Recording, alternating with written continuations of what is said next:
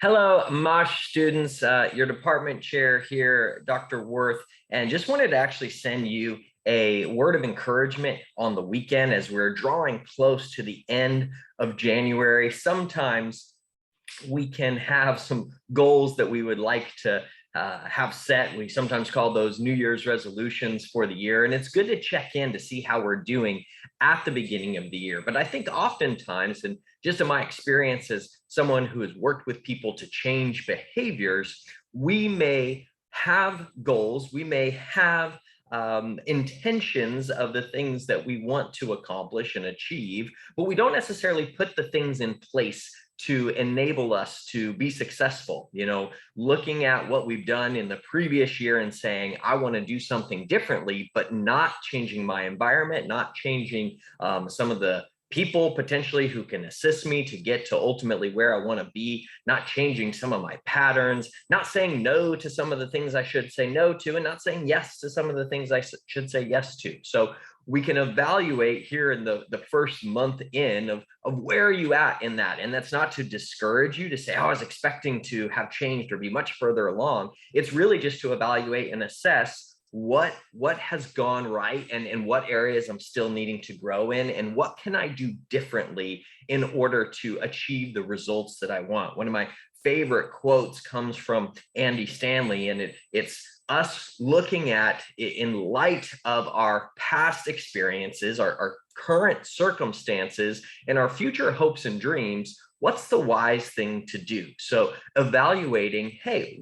what's gone right and wrong over the course of the month? What are my current circumstances as a result of the choices that I made leading up to here at the end of the month? And what are my future hopes and dreams? And do my current decision makings enable me to get to my future hopes and dreams? And if not, what do I need to change? What do I need to refocus, reposition as I go forward to the next of the year? So this is a really good check-in point as you're starting off into February, and say, all right, I started off strong, but I had XYZ come into play, and I realized that I'm going to have to refocus, or perhaps I didn't get to where I wanted to be, but what were the mini victories along the way? Where can I continue to grow? Where do I need to ask for help? Where do I need to cut back? Where do I need to make sure that I'm attending to the things and being honorable to the things that I've committed